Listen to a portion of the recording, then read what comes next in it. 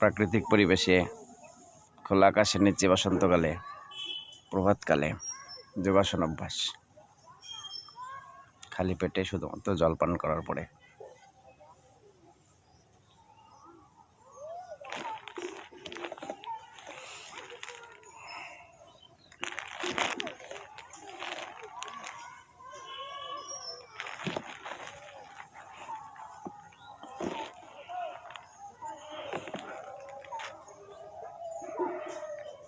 হাত এবং পা মাটি ছেড়ে 6 ইঞ্চি উঁচুতে, শুধুমাত্র পেট এবং তলপেট অ্যাবডোমেনের উপরে, বেলির উপরে ভর দিয়ে। এই আসন অভ্যাস করার ফলে ব্যাকবোন, মেরুদণ্ড ফ্লেক্সিবল হয়, হাত পায়ে পেশি সবল হয়।